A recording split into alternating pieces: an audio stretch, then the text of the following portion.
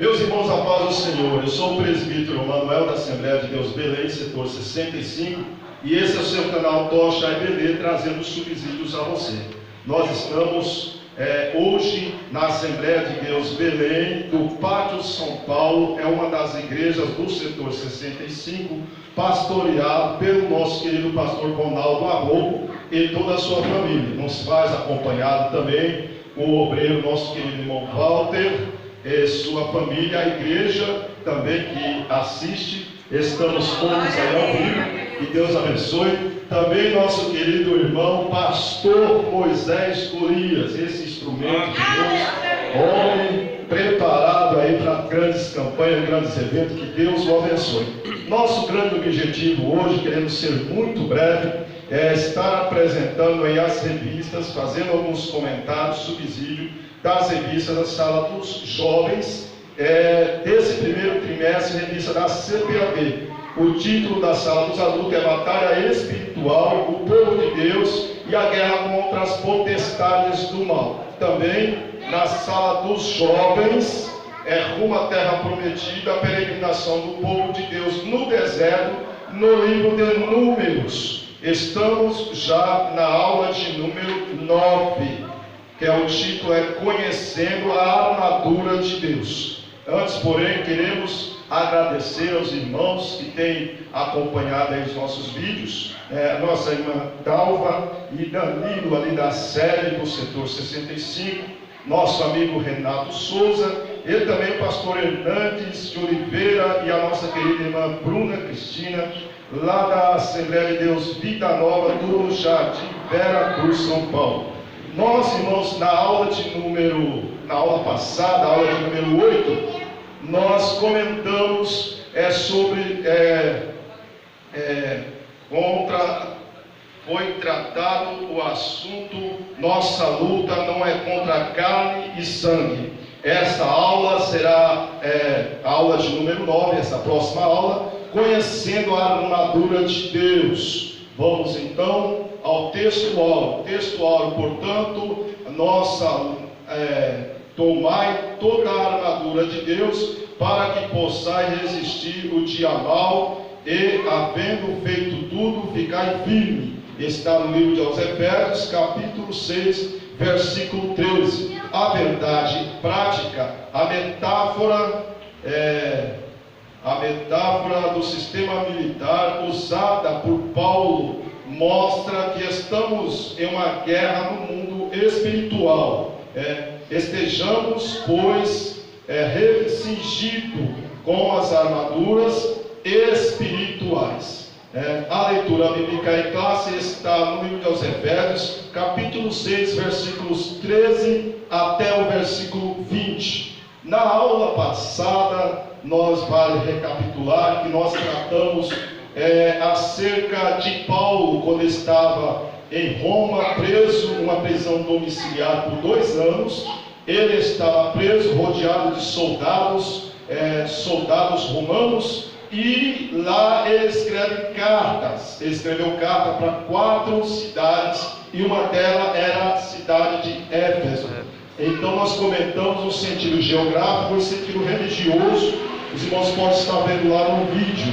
Nós tratamos que Éfeso era uma cidade que ela tinha por uma deusa idolatrada, uma cidade pagã, e essa deusa era feita as orgias sexuais lá no templo, que esse templo era uma das maiores maravilhas do mundo. Então era uma cidade pagã, e Paulo, os irmãos que se convertiam do judaísmo ao cristianismo, eles eram perseguidos, e por da perseguição eles tinham dificuldades no servir ao Senhor. E Paulo está preso em Roma, escrevendo inclusive este livro, esta epístola ou esta carta. Ele está escrevendo, e no capítulo 6 ele utiliza aqui uma linguagem metafórica, comparando as vestimentas do soldado romano,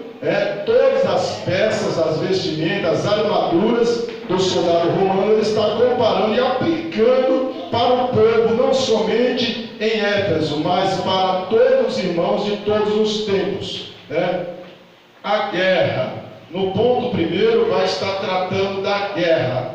Nós sabemos que a guerra, ela houve, ou ela sempre haverá, por causa do pecado do homem, por causa da ira de Deus contra o ser humano. Louvado seja Deus. Nós observamos que houveram várias guerras de todos os tempos, e essas guerras, elas foram travadas. Os soldados antes, eles se preparavam para as guerras, eles vestiam as vestimentas de guerra, e eles iam lutar por suas causas, e pelas suas causas, alguns eram vitoriosos, outros não, mas aqueles que ouviam a voz de Deus, como o povo de Israel, que venceram várias guerras, por obediência à voz de Deus, pelo temor ao Senhor, eles eram vitoriosos nas guerras, né? Então, os soldados, eles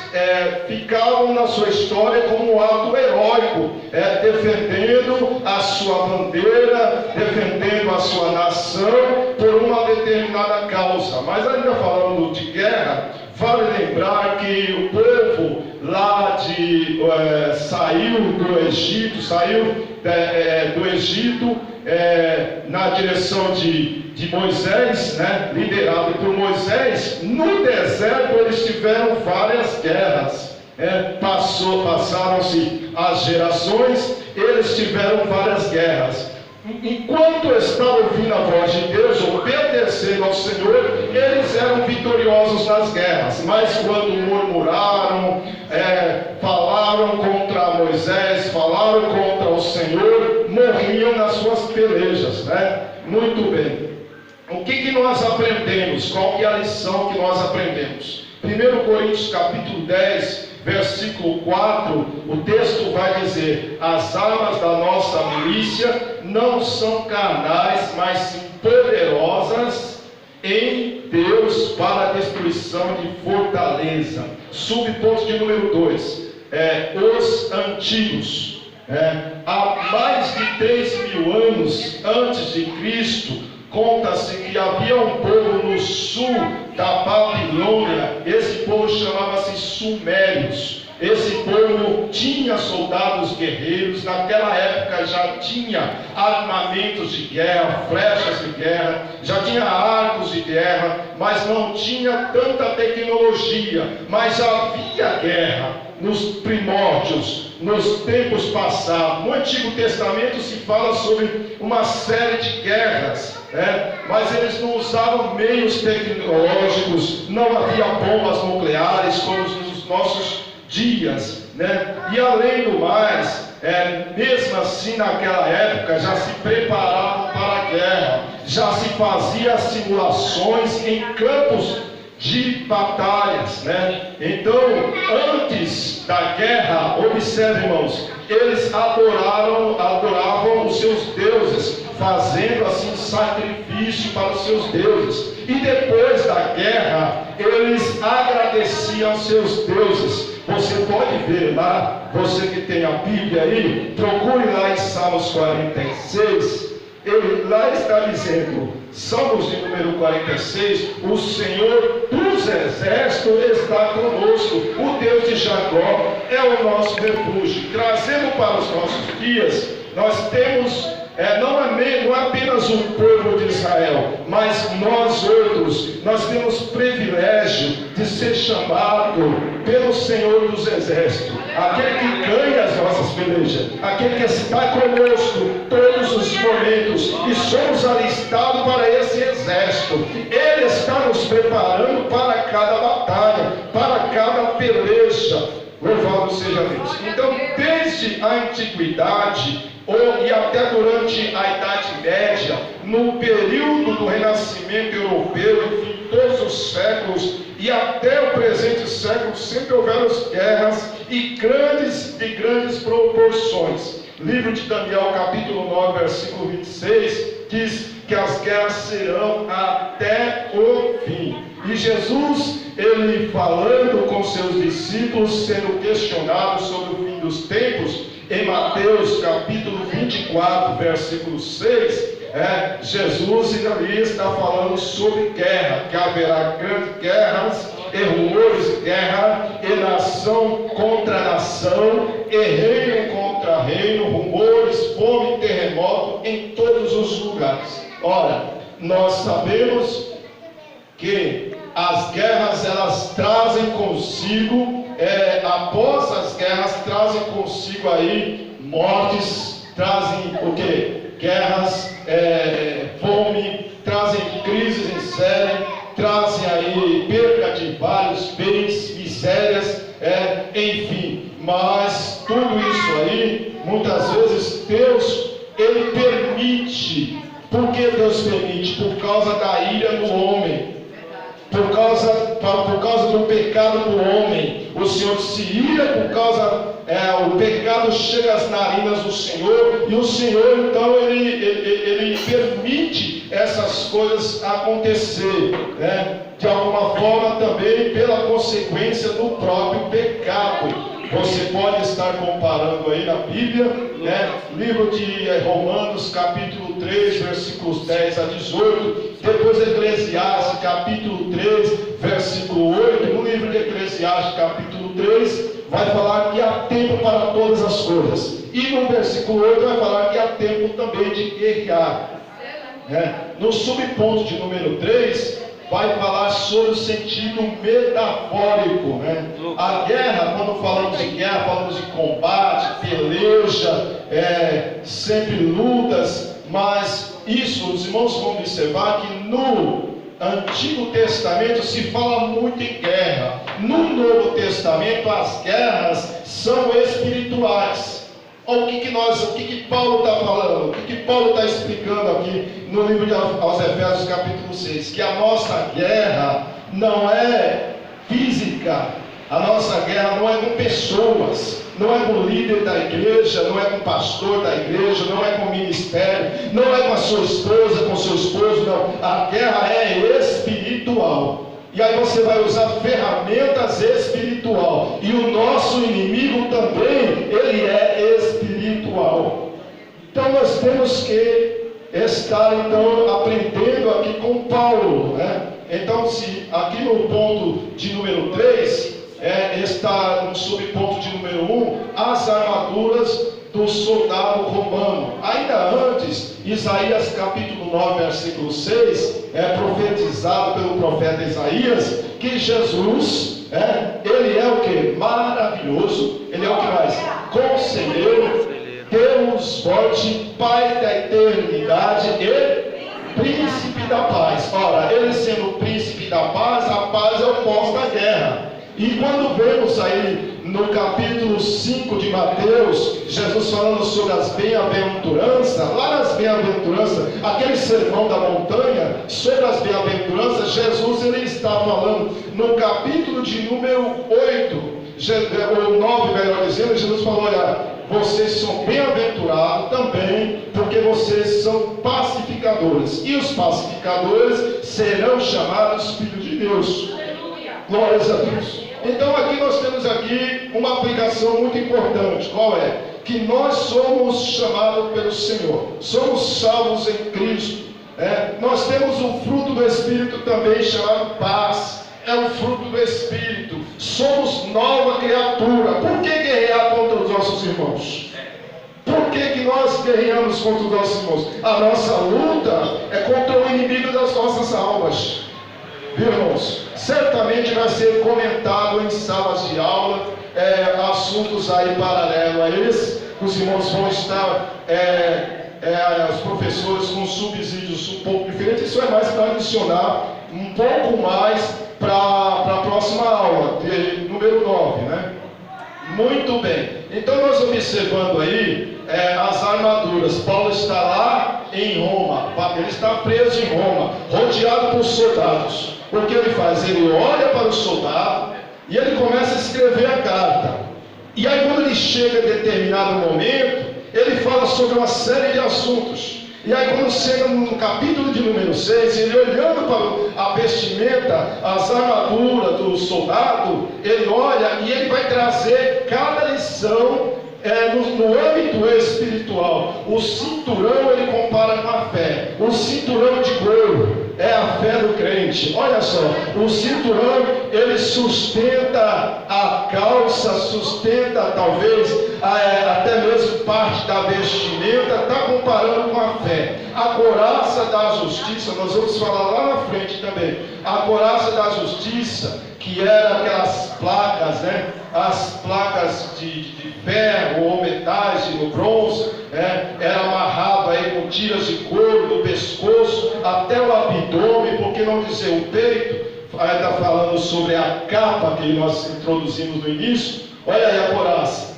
olha a espada aqui, está tudo ilustrado aqui com essa figura. Então, essa couraça da justiça, essa couraça, ela protegia dos dardos, das espadas de algo perfurante. E por que da justiça? Nós sabemos, irmãos, que nós somos justificados pelo Senhor e é pela fé. E sem fé é impossível agradar a Deus.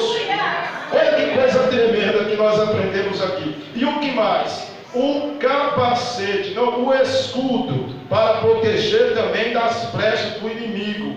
E a espada e o capacete, né, que era feito de metal. O capacete era feito de metal por fora, certamente de bronze, né, e por dentro algo que seja confortável, para dar conforto à cabeça do soldado. Agora os irmãos observem aqui, o Paulo ele está colocando por isso que ele falou, toda a armadura de Deus, toda, inclusive a sandália, que era de couro, com as suas amarras que ia até as pernas. Aí que ele fala que tem que ser de toda a armadura de Deus. E um detalhe muito importante, que a roupa, a vestimenta do romano, não era do soldado romano, não era qualquer vestimenta, não bastava ser romano, mas tinha que ser um soldado romano, tinha que ser do exército preparado. Ora, nós somos do exército de Cristo, e Ele nos prepara, e Ele nos dá as ferramentas,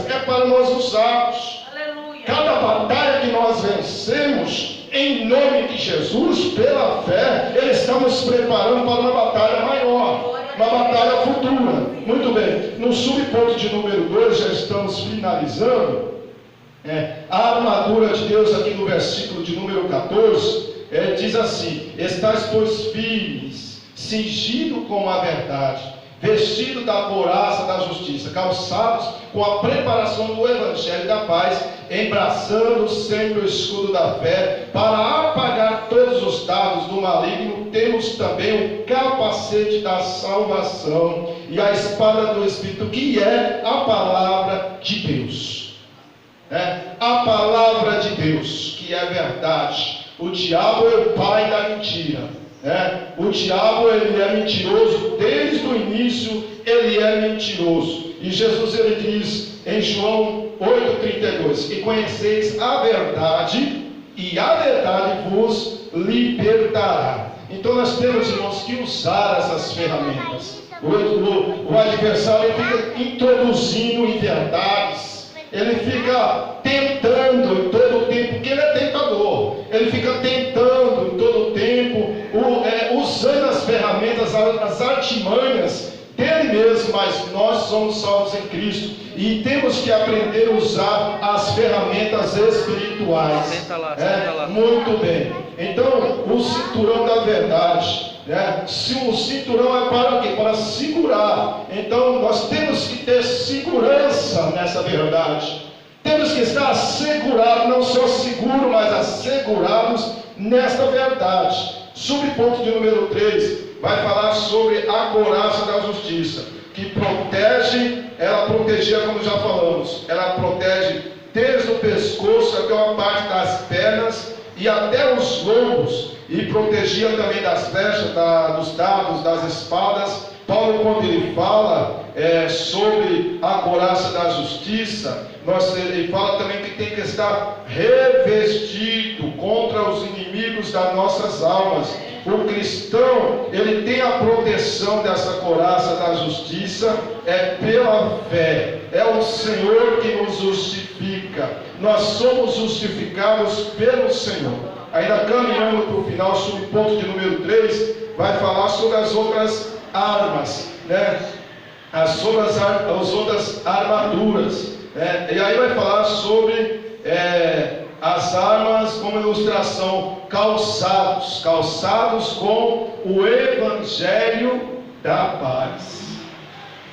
Salmos 109, versículo 5, Salmos 109, versículo 5 diz o que? Lâmpada para os nossos pés é a tua palavra e luz para o meu caminho. Não é isso? Então veja bem, o calçado certamente para proteger os pés, né? Quanto mais o calçado é confortável, mais você consegue andar. Então o calçado do soldado romano, ele era específico para o soldado romano, para evitar aí que ele se machuque aí os seus pés nos pedregais. Enfim, esse calçado ele tinha as tiras que ia até as pernas, né? Mas aqui está dizendo sobre calçado com os pés, com a preparação do Evangelho da paz. Esse Evangelho da paz, porque Jesus ele é o príncipe da paz. Ele diz: eu deixo-vos a paz e a minha paz vos dou. Não vos dou como o mundo a dá.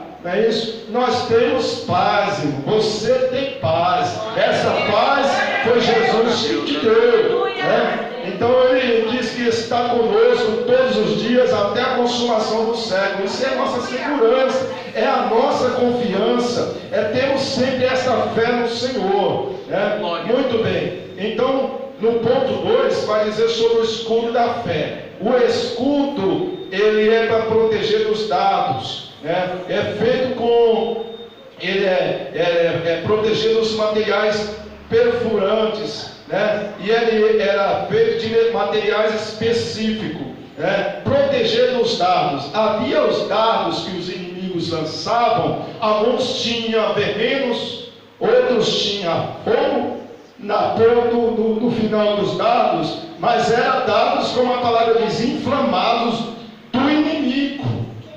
Se você não tem um escudo, ou tem um escudo e não usa, você pode ser ferido. Você tem que usar o escudo da fé. Porque a palavra diz que nós somos, irmãos, sem fé é impossível agradar a Deus. Você quer agradar a Deus, tem que ser pela fé. Muito bem. Então aqui caminhando, também a fé é a certeza que você vai vencer. Porque tem pessoas que não conseguem vencer as lutas, porque a luta está bem longe, ele já imagina: eu não vou conseguir vencer, eu não vou conseguir. Você vai conseguir porque você tem fé. E você vai usar o nome de Jesus, você vai usar a palavra do Senhor, e o nome do Senhor vai ser exaltado. Ele vai honrar a sua fé, e o inimigo vai bater em retirada. Viu, irmãos? Qual que é a aplicação que trazemos? Cada ponto nós trazemos uma aplicação, né? Nós somos os soldados de Cristo. Você é soldado de Cristo, né? Nós temos que estar habilitados sempre para usar essas ferramentas. O escudo para apagar todos os dardos. Não se sabe de onde vem. Alguém pode dizer: quando menos espera, já vem um dardo. Mas quando menos espera, o Senhor te livra. Porque o Senhor, ele te surpreende.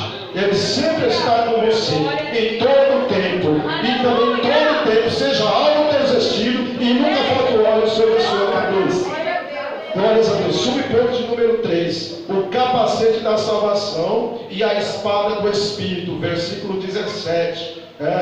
Então, é muito importante ressaltar que o capacete, ele é, claro, na cabeça, todos nós sabemos. E a cabeça, ela não tem só a parte de cérebro, a parte interna da cabeça.